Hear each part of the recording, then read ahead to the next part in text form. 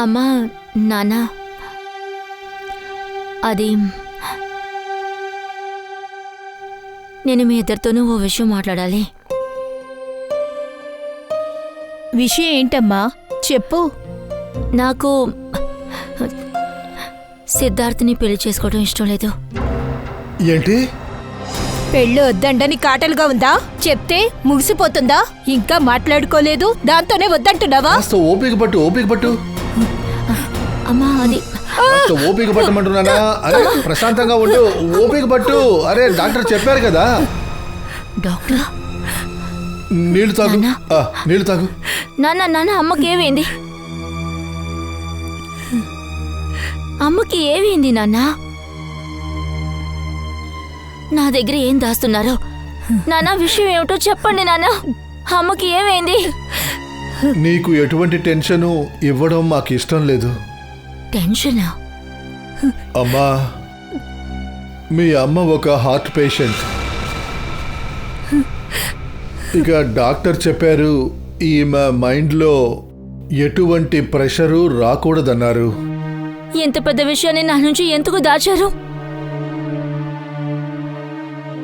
నన్ను క్షమించమ్మా, మీ అమ్మే నీకు చెప్పొద్దనింది. అమ్మా నన్ను వదులు.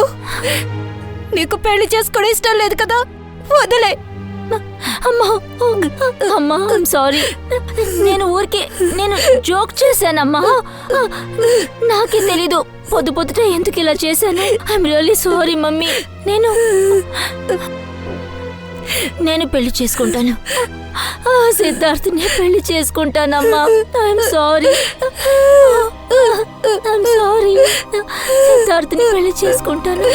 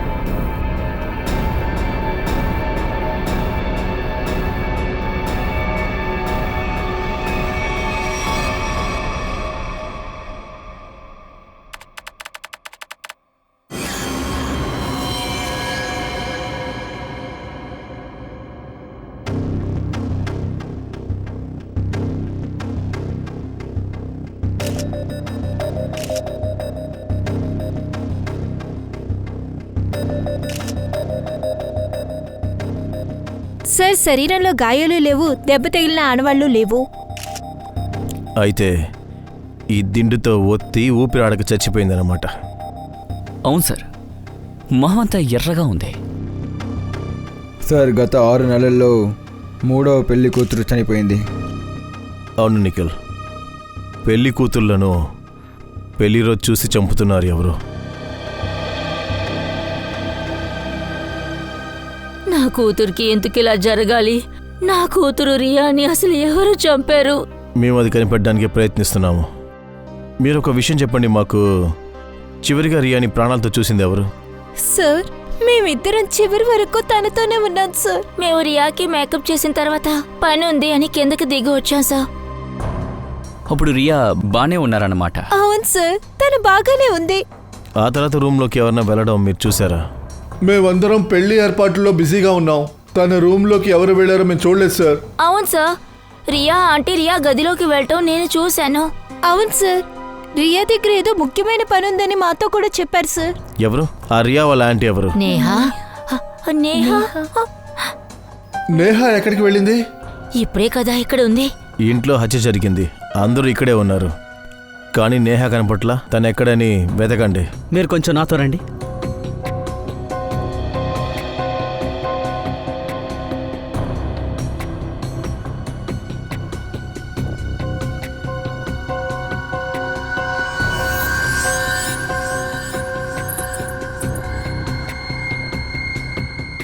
ఇయర్ రింగ్సా? ఇషిత, పెళ్లి కూతురు చెవిలో 2 ఇయర్ రింగ్స్ ఉన్నాయా చూడు. Yes sir.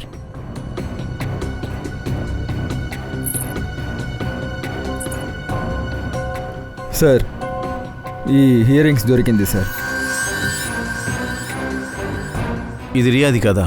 రియాది లేదు సార్. అయితే మరి ఇది నేహా. అది ఎక్కడ దొరికింది ఇది? సార్, నేహా బయట కనిపించలేదు. సార్, ఇక్కడ ఈ కార్పెట్ కింద దొరికింది. ఈ కార్పెట్ కింద?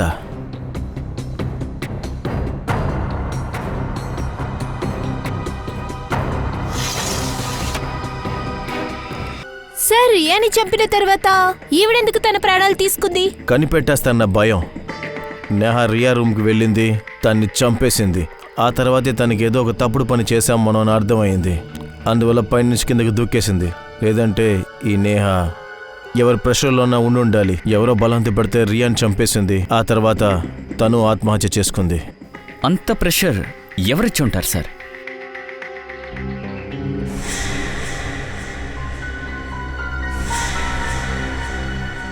పెళ్లి వీడియోస్, ఫోటోగ్రాఫ్స్ తీయండి. అందులోనే తెలుస్తుందో చూద్దాం. కొంచెం గుర్తు చేసి చెప్పండి. యాక్సిడెంట్కి ముందు ఈ బండికి ముందు లేదా వెనక ఏదైనా బండి ఉందా? ఏదైనా విచిత్రంగా జరిగిందా? సార్, ఈ కారు ముందు ఇంకొక బండి వెళ్ళింది సార్, కానీ అది చాలా దూరంలో వెళ్ళింది. Okay sir. సార్, తల మీద గాయాలు తప్పించి ఇంకెక్కడ గాయాలు తగలలేదు సార్. అలాగా సార్, కార్ టైర్లు 4 బాగానే ఉన్నాయి సార్. ఇంకా బ్రేక్లో కూడా ప్రాబ్లం ఉన్నట్టు అనిపించలేదు. కార్లో ఏ ప్రాబ్లం లేదంటే కార్ ఎందుకు అలా వచ్చింది?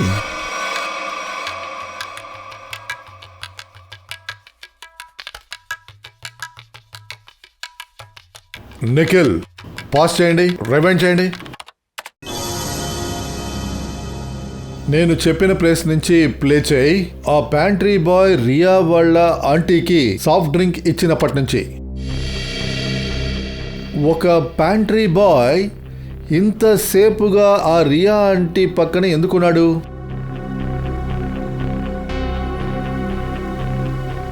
సార్, ఆ అబ్బాయి నాప్కిన్ ఇస్తున్నాడు. వాళ్ళేదో చదువుతున్నట్టున్నారు సార్. ఈ ప్యాంట్రీ బాయ్ ఎవరో కనిపెట్టాలే. Pantry bye. కానీ ఈ ప్యాంట్రీ బాయ్ ముఖం కనబడలేదు సార్. వీడిని ఎలా కనిపెట్టాలి సార్? ఒక పని చేయి నిఖిల్, పాస్. ఆ ప్యాంట్రీ బాయ్ హ్యాండ్ని జూమ్ చేయి. ఉందిగా, ఆ ప్యాంట్రీ బాయ్ చేతిలో గుర్తు ఉందిగా. వీడిని తేలిగ్గా పట్టేయచ్చు.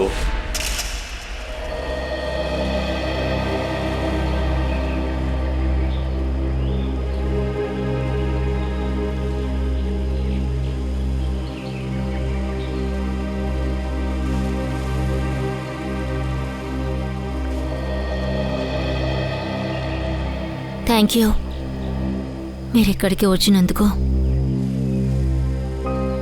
నేను అనుకున్నాను నాపై మీరు కోపంగా ఉండారని.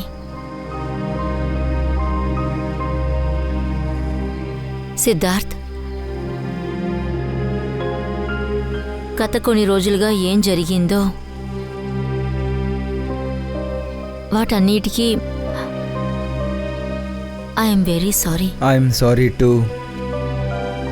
నేను కూడా ఆ రోజు కొంచెం ఓవర్గా రియాక్ట్ చేశాను. లేదు, మీరు కరెక్ట్గానే ఉన్నారు. నేనే తప్పు చేశాను. ఒకసారి సిఐడి ఆఫీసుగా కాకుండా ఒక మామూలుగా అమ్మాయిగా ఆలోచించుడు. మనసుతో ఆలోచించు, మనసు చెప్పేదే విను. నా మనసులో ఒకరి పేరు మాత్రమే వస్తుంది. శ్రేయ, నువ్వు తప్పుగా అనుకోవు అంటే నేను నీ దగ్గర ఒకటి అడగొచ్చా? అడగండి. దయా, ఇంకా మీ మధ్య ఏదైనా ఉందా?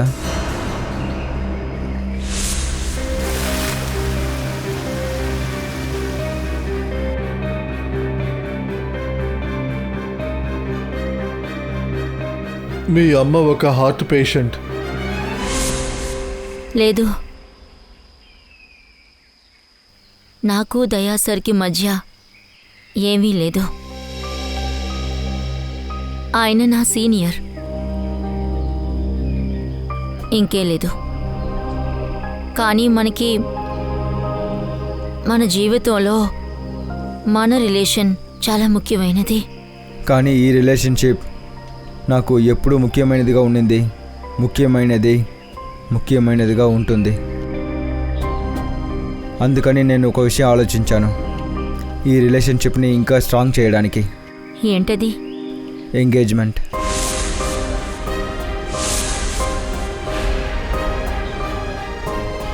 ఏమైంది శ్రేయ, నువ్వు రెడీగా లేదా? ఏం పర్వాలేదు, నీకు ఎన్ని సమయం కావాలో అన్ని సమయం నువ్వు తీసుకోవచ్చు. కానీ నీ డిసిషన్ ఏమైనా సరే అది ఖచ్చితంగా నాకు చెప్పు.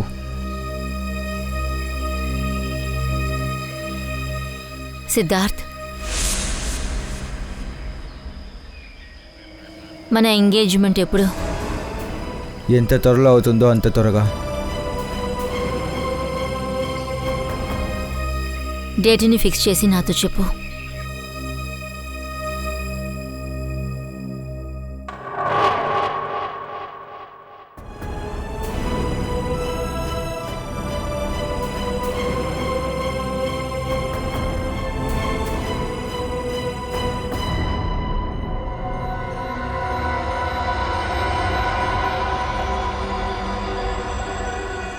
ఒక నిమిషం అలాగే ఆపు.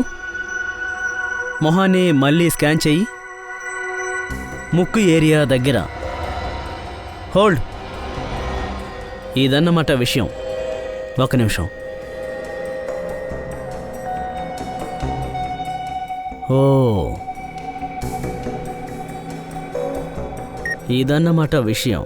వైభవ్, ఒక పని చెయ్యి, ఆ అమ్మాయి మొహం కూడా స్కాన్ చెయ్యి. సరిగ్గా ముక్కు ఏరియా దగ్గరే. హోల్డ్.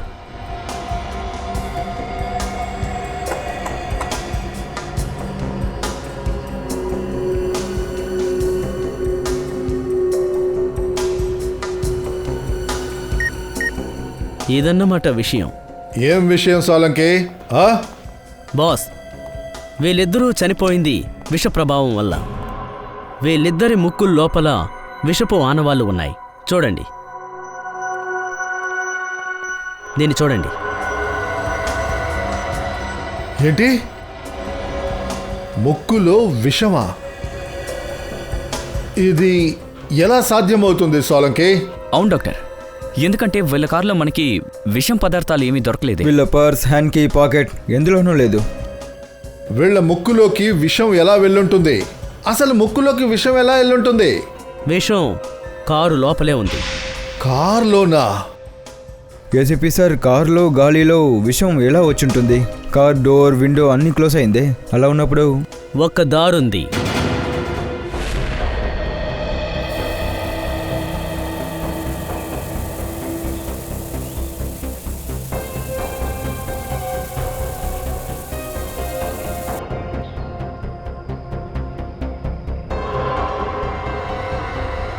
ఇక్కడ కలర్ మారింది చూడండి. విషం ఎక్కడి నుంచో వచ్చింది బాస్. కారు అద్దాలన్నీ మూసే ఉన్నాయి. వెంట నుండి విషం లోపలికి వచ్చింది. వీళ్ళు దాన్ని శ్వాసించారు. శ్వాసించడం వల్ల లివర్ వరకు అది ప్రవేశించింది. ఇద్దరికీ ఊపిరాడలేదు. అందువల్లే హస్బెండ్ కార్ని కంట్రోల్ చేయలేకపోయాడు. అందువల్లే యాక్సిడెంట్ జరిగింది. నాకు చాలా షాకింగ్గా ఉంది సార్. కార్ ఏసీలో ఎవరైనా విషం పెడతారా? కానీ ఎవరో విషాన్ని పట్టుకొచ్చి కార్ ఏసీలో పెట్టారుగా. ఎవరో పెట్టారు. త్వరగా కానివ్వండి, త్వరగా. మధ్యలో ఎక్కడైనా తేడా జరిగిందంటే ఉద్యోగం నుంచి తీసేస్తాను, జాగ్రత్త. ఇలా చూడండి, ఈ గరాజ్ ఓనర్ ఎవరండి? చెప్పండి. మేము మిమ్మల్ని ఎంక్వైరీ చేయాలి. ఎంక్వైరీ చేయాలా? నన్నా? ఇంతకీ మీరెవరు? మేము సిఐడి వాళ్ళం. సిఐడి? మీరు భయపడాల్సిన అవసరం లేదు. గుర్తుపెట్టి చూడండి, 2 రోజుల ముందు వినయ్ సార్ కార్ ఇక్కడికి వచ్చిందా? GHY 8769 సర్వీస్ కోసం. అవును సార్, ఆ బండి తీసుకొచ్చారు. డ్రైవర్ మొన్న తీసుకొచ్చాడు. మొదటి నుంచి ఆయన కార్ని మేమే సర్వీస్ చేస్తాం సార్. సర్వీసింగ్కి ఎన్ని సమయం పడుతుంది? 2.5-3 గంటలు పడుతుంది సార్, అంతే. బండిలో వేరేదైనా ప్రాబ్లం ఉందా? లేదు మేడం, వేరే సమస్య ఏం లేదు. అది సరే, బండి ఏసీ సర్వీసింగ్ కూడా మీరే చేస్తారా? సారీ సార్, ఏసీ సర్వీస్ మేము చేయలేదు. ఇంట్రెస్టింగ్.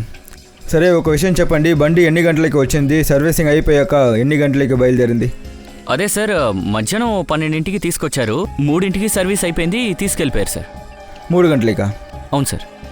సార్ కానీ వినయ్ వాళ్ళ నాన్న 6 గంటలకి ఇంటికి వచ్చినట్టు చెప్పారు. అవును పంకజ్, గరాజ్ వాళ్ళ ఇంట్లో నుండి 4 కిలోమీటర్ దూరంలో ఉంది.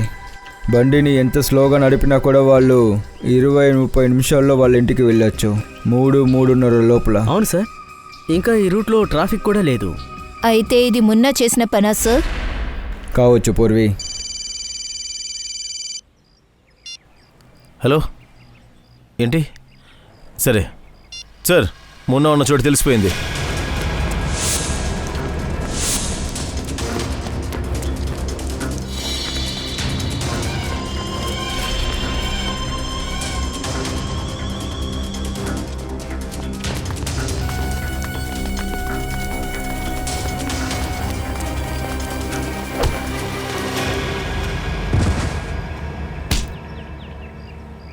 మీ అందరికీ ఎందుకు పరిగెత్తడం ఇష్టమని తెలియట్లేదు. లేదు సార్, నన్ను వదిలేండి, నేను ఈ తప్పు చేయలేదు. నువ్వు ఏం చేస్తావు ఏం చేయలేదు అంతా మాకు తెలుసు. ఇప్పుడు మర్యాదగా చెప్పు, వినయ్ బండిలో ఎందుకు విషయాన్ని పెట్టావు? సార్ సార్ సార్ సార్, ఒకడు నన్ను బలవంత పెట్టి ఈ పని చేయమని చెప్పాడు సార్. ఎవరది? వాడెవడో నాకు తెలియదు సార్, ఇంతకు ముందు ఎప్పుడు చూడలేదు. వాడు నాకు డబ్బులు ఇచ్చాడు, ఒక చిన్న బాటిల్ ఇచ్చి ఏసీలో పెట్టమని చెప్పాడు. ఆ బాటిల్లో ఏముందో అడగలేదా నువ్వు? అడిగాను సార్, అది నీకు అనవసరమైన విషయం అని చెప్పారు. నేను చెప్పిన విషయం నువ్వు చేయకపోతే నీ కుటుంబంలో అందరినీ లేపేస్తానని చెప్పాడు సార్. అలాంటప్పుడు నేను చేయకుండా ఇంకేం చేస్తాను? నువ్వు వాడి ముఖాన్ని చూసావా?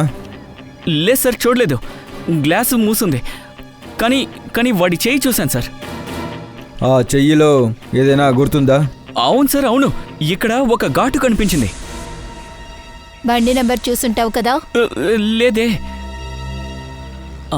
కానీ ఒకటి, ఏంటి? ఆ కారులో ఉన్న డ్రైవర్కి నీల్పూర్కి వెళ్ళు అని చెప్పాడు. సార్ సార్, ఇంతవరకు హత్య చేయబడిన ఇద్దరిలో ఒక విషయం కామన్గా ఉంది సార్. అదేంటి? సార్, ఆ అమ్మాయిల కుటుంబం వాళ్ళు 15-20 సంవత్సరాల ముందు దీనాపూర్ అనే గ్రామంలో ఉంటున్నారు సార్. దీనాపూరా? సార్. ఈ దీనాపూర్ గ్రామం ఎక్కడుంది? సార్, ముంబై బయట ఉన్న ఒక చిన్న గ్రామం. సార్, అయితే హంతకుడు ఏ కుటుంబంలో ఉన్న అమ్మాయిలకి దీనాపూర్కి సంబంధం ఉందో ఆ అమ్మాయిల్ని మాత్రమే చంపుతున్నాడు. 20 సంవత్సరాల ముందు గ్రామంలో 2 అమ్మాయిల్ని గ్రామానికి చెందిన కొందరు పెళ్లి జరిగేటప్పుడు చంపేశారు. అంతలా అమ్మాయిలు ఏం చేశారు? ప్రేమించారు. వాళ్ళ ఇంట్లో వాళ్ళు కూడా పెళ్లికి ఒప్పుకున్నారు కూడా. కానీ గ్రామంలో ఉన్న కొందరికి ఇది ఇష్టం లేదు.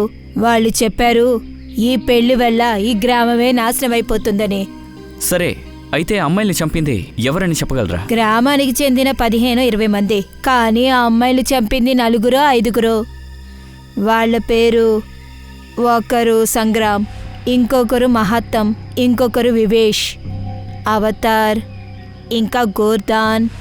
వీళ్ళే సార్. ఇందులో 4 కుటుంబాల్లో ఉన్న అమ్మాయిల్ని ముందే చంపేశారు. హానికల్. సరే, ఆ అమ్మాయిల కుటుంబానికి చెందిన వాళ్ళు ఇప్పుడు ఈ గ్రామంలో ఉన్నారా? ఆ అమ్మాయి వాళ్ళ అమ్మా నాన్న ఈ బాధతోనే చనిపోయారు. ఆ అమ్మాయిలకు ఒక తమ్ముడున్నాడు, వాడికి 7-8 సంవత్సరాలుంటాయి, చేతన్. వాడెక్కడికి వెళ్ళాడో తెలీదు. ఈ పాటికి 27-28 ఏళ్ళు వచ్చి ఉంటుంది. బాడీ ఇదంతా చేస్తున్నాడా? అమ్మా, నా దగ్గర ఒక ఫోటో ఉంది, కానీ మొహం లేదు, చేతిలో ఒక ఘాటు మాత్రమే ఉంది. ఇది ఖచ్చితంగా చేతనై ఉంటాడు. ఆ అమ్మాయిలకి పెళ్లి జరుగుతున్నప్పుడు కత్తితో బెదిరించాడు. ఆ అబ్బాయి వాళ్ళ అక్కల్ని కాపాడినప్పుడు కత్తి చేయికి పడింది. అప్పుడు ఏర్పడిన గాయమే ఇది. అయితే హంతకుడు వాళ్ళ తమ్ముడు చేతనే. చేతనే ఆ హంతకుడు. వాడే ఆ దీనాపూర్కు చెందిన 4 అమ్మాయిల్ని చంపేశాడు, పగ తీర్చుకున్నాడు. వాడి 2 అక్కల్ని చంపేశారని చెప్పి పగ తీర్చుకున్నాడు. సార్, మా ఎంక్వైరీ ఆధారంగా తీసుకుంటే వాడి అక్కల్ని దాదాపు 5 చంపేశారు. ఆ 5లో 4 కూతుర్ని వాడు చంపేశాడు సార్. ఒకవేళ 5వ కుటుంబంలో అమ్మాయి ఉంటే ఆ హంతకుడు ఖచ్చితంగా ఆ అమ్మాయిని చంపేయడానికి వస్తారు. అవతార్ కదా, మహాటం,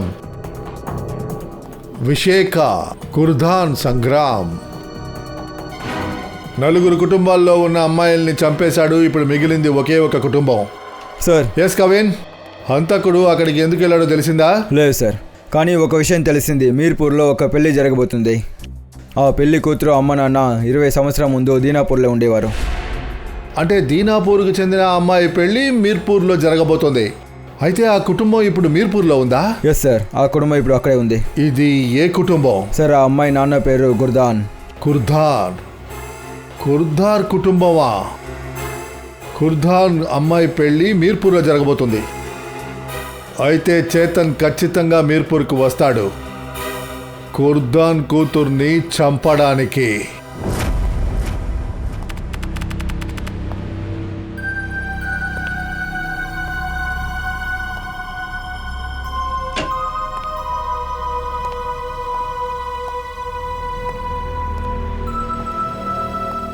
అందరూ అలర్ట్గా ఉండండి.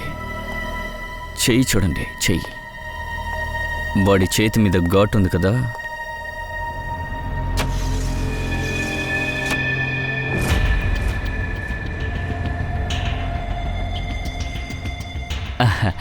ఇప్పుడు ఇంకా మీకు ఎంత టైం ఉంది? ఓ ఇంకా 5 నిమిషాలే.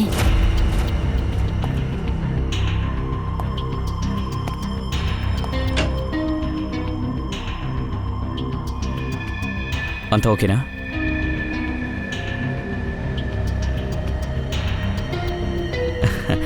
తొందరగా రెడీ అవ్వండి, తొందరగా. తమ్ముడు ఒక్క నిమిషమ్మా. నా చెప్పనా? ఇన్ఫర్మేషన్ ఉందా? ఇన్ఫర్మేషన్ లేదు సార్. అలర్ట్గా ఉండాలి, అలర్ట్గా.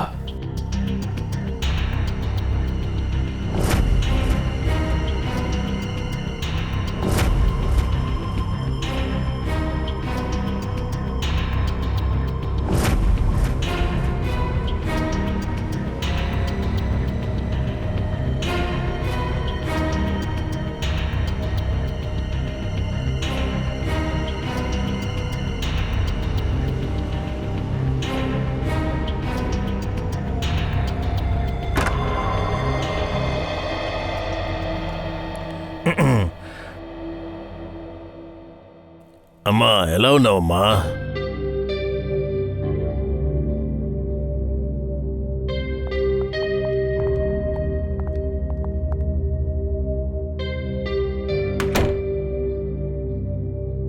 అంతా ఓకే కదా?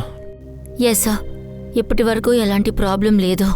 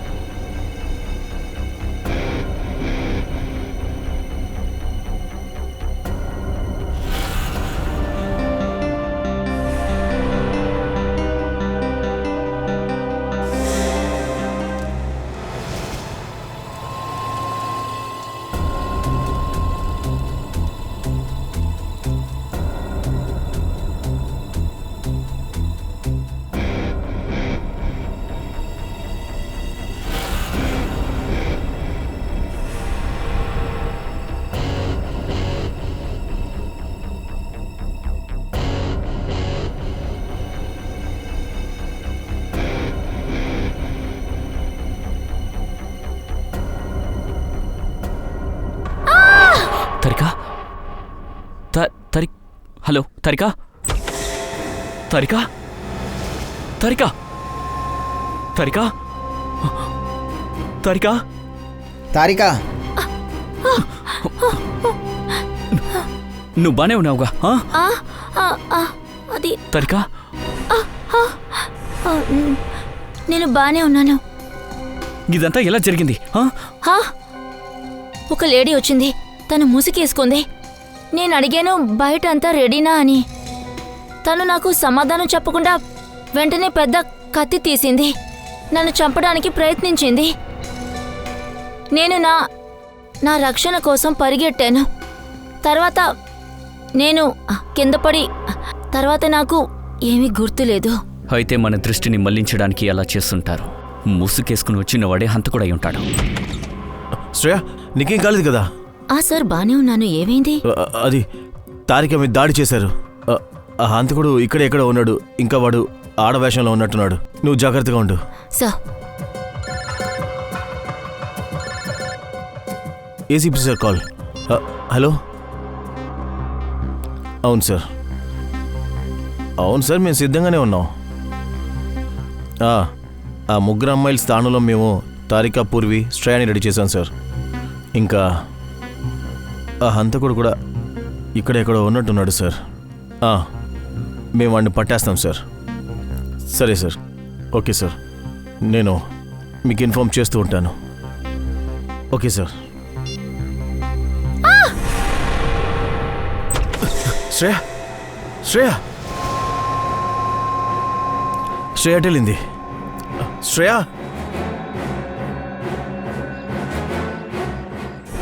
ఆగండి రా.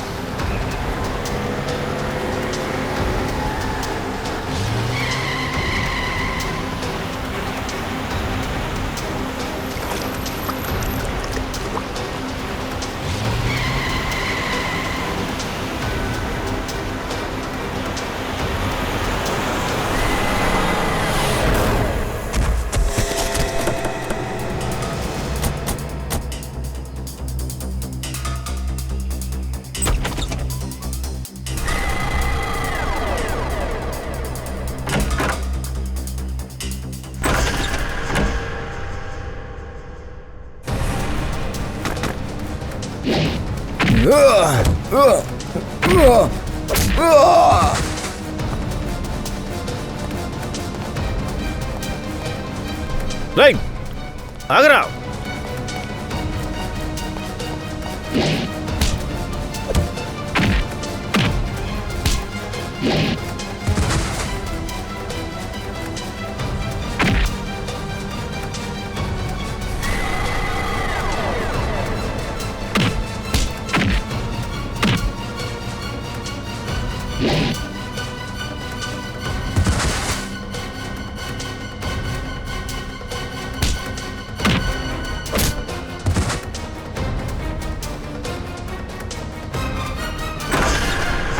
శ్రేయ, దయా, అక్కడే ఆగు, లేదంటే ఈరోజు ఈ అమ్మాయి అంతమైపోతుంది. శ్రేయ, దయా, అక్కడే ఆగు, లేదంటే ఈరోజు ఈ అమ్మాయి అంతమైపోతుంది.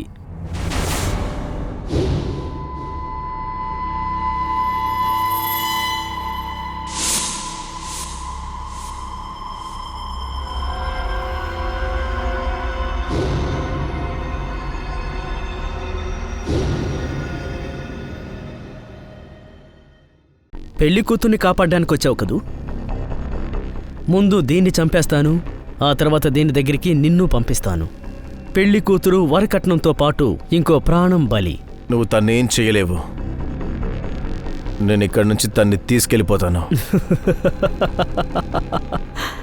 నీ కళ్ళ ముందే దీన్ని చంపేస్తాను. చెప్పాలంటే నీ ప్లాన్ ఆల్రెడీ ఫెయిల్ అయిపోయింది. నువ్వు ప్రాణాలు తీయాలనుకుంది తిన్ను కాదు, తిన్న సిఐడి ఆఫీసర్. అర్థమైందా?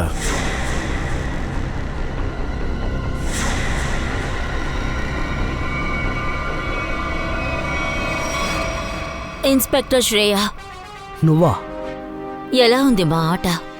పెళ్లి కూతురు ఎలా మారింది? చేతన్ సార్, మేము కరెక్ట్ అయిన అమ్మాయినే తీసాం, కానీ ఎలా మారిందో తెలియలేదు. నేను మీ ఇద్దరిని వదిలిపెట్టను. మీరిద్దరూ కలిసి నన్ను మోసం చేశారు కదూ. ఇప్పుడు నేను మీ ఇద్దరి రక్తాన్ని ఏరులై పారేలా చేస్తాను.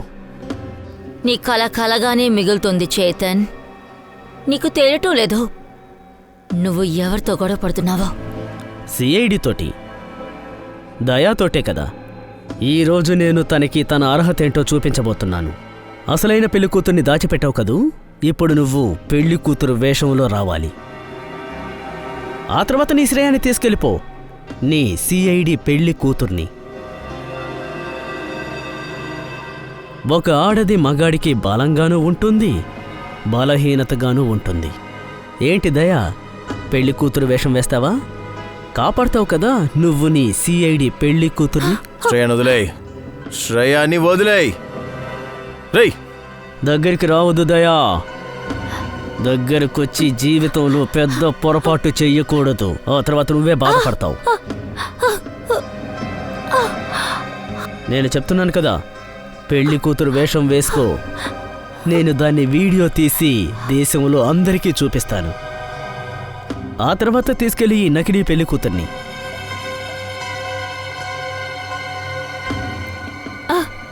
వెయ్యవా? ఏయ్, ఒక్క నిమిషం.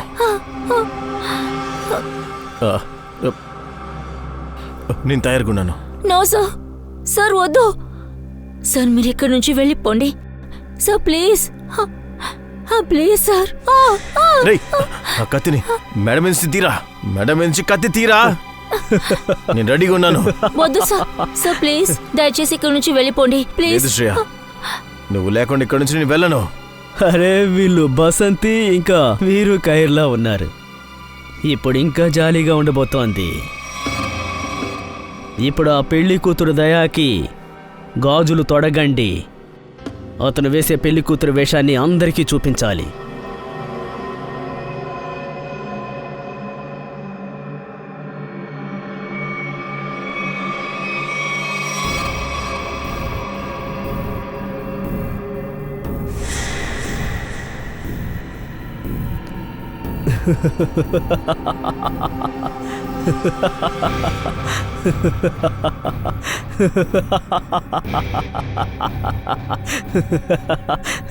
ఇదిగో పెళ్లి కూతురా, నీ మొహాన్ని అందరికీ చూపించు.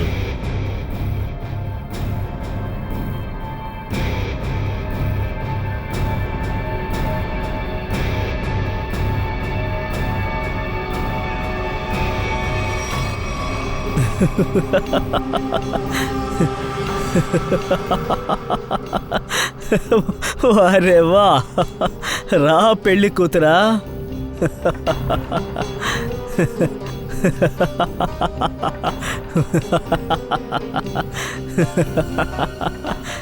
వారే వా, వారే వా. ఇలాంటి పెళ్లి కూతుర్ని నేనెప్పుడూ చూడలేదు, కానీ ఇప్పుడు ఈ దేశం మొత్తం చూడబోతోంది. నీ ఈ కామెడీ వీడియోని ప్రతి ఇంట్లో ఉన్న వాళ్ళు చూస్తారు. ఆ తర్వాత నువ్వు అవమానం భరించలేక ఆత్మహత్య చేసుకుంటావు.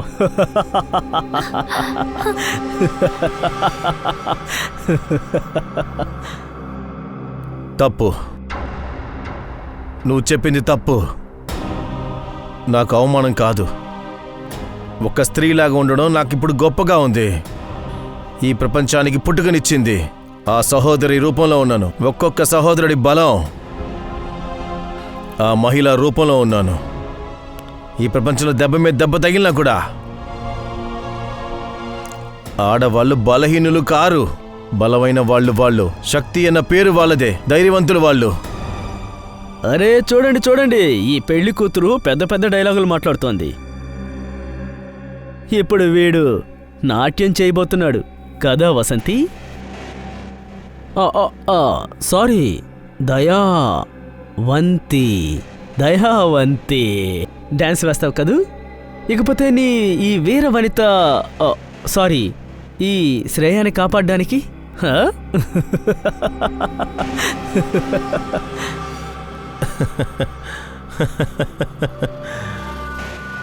ఆడబోయేది నువ్వు నీ ఈ స్నేహితులతో కలిసి.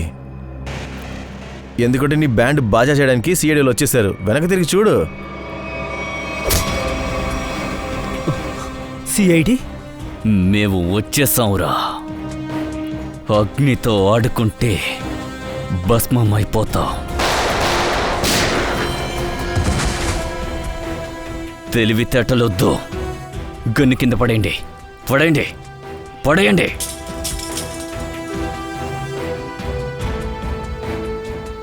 అందరినీ ఇక్కడే వేసేయాలనుంది. కేసు క్లోజ్ అయిపోతుంది. కానీ ఏం చేస్తాం, మాకు సిఐడి నేర్పించలేదు. అందరినీ పట్టుకోండి. మిమ్మల్ని అభిజిత్, ఎవరు మధ్యలో రావద్దు.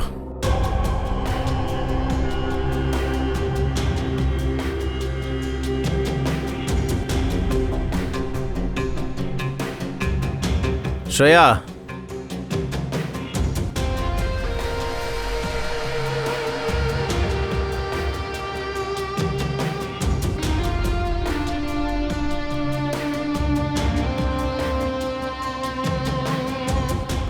తన మీద చెయ్యేస్తావురా?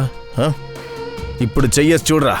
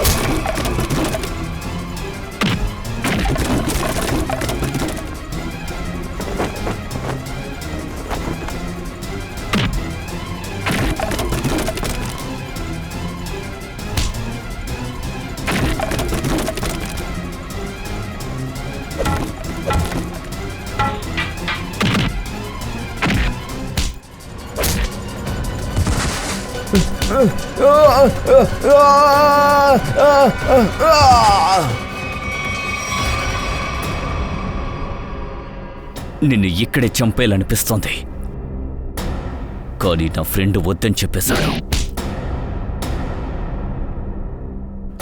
ఈ ఆడదాన్ని బలం చూస్తావా? ఇక ఈ గోరింటాకు పెట్టిన చెయ్యి నీ జీవితాంతం గుర్తుంచుకుంటావు. పెళ్లి చేసుకోవాలనుకున్న అమ్మాయిల్ని చంపి ఎందుకిలా చేశావు? నేను ఆ 5 కుటుంబాలకి చెందిన అమ్మాయిల్ని చంపేస్తున్నాను. వాళ్ళ వల్లే నా 2 అక్కయ్యలు పెళ్లి రోజు పెళ్లి మండపంలోనే చనిపోయారు. నేను వాళ్ళ పల్లకి ఎత్తలేదు, పాడిని ఎత్తాల్సి వచ్చింది. మా ఇంట్లో నుండి వాళ్ళని పాడిలో ఎత్తకెళ్లాల్సి వచ్చింది. అందరినీ చంపేశాను. చివరిగా ఒక్కరు మీ వల్ల తప్పించుకున్నారు. ఇప్పటికే చాలా పాపాలు చేసేశావు. చట్టాన్ని నీ చేతిలోకి తీసుకున్నావు. నీకు శిక్ష కన్ఫర్మ్, ఉరి శిక్ష.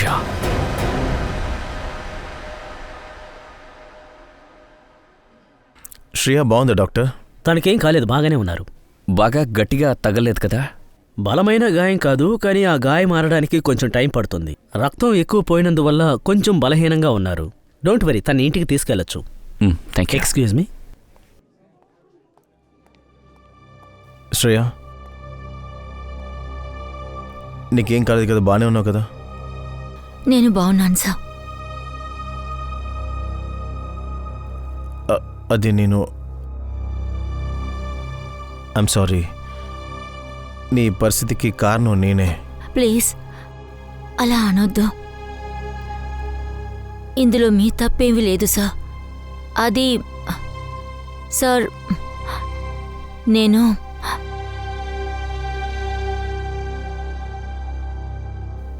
మీతో ఒక విషయం చెప్పాలి. చెప్పు. కానీ ఎలా చెప్పాలో నాకు అర్థం కావటం లేదు. కానీ నేనిప్పుడు నిర్ణయించుకున్నాను. I'm sorry sir. నాకు తెలుసు మీరు ఈ నిర్ణయం విన్న తర్వాత చాలా హర్ట్ అవుతారని.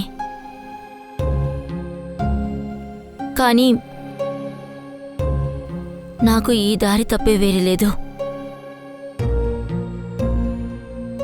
శ్రేయ, శ్రేయ, నువ్వు బాగానే ఉన్నావు కదా?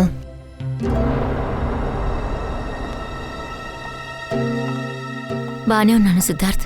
నాకు ఇప్పుడే తెలిసింది. నేను చాలా భయపడ్డాను. సరే రా, నేను నిన్ను ఇంట్లో డ్రాప్ చేస్తాను.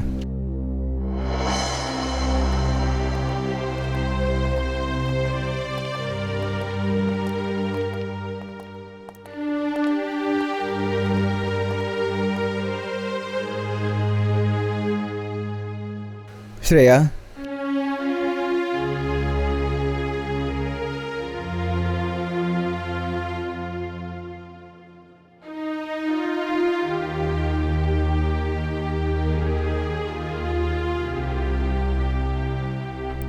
ఈ కథ ముగిసింది అభిజిత్.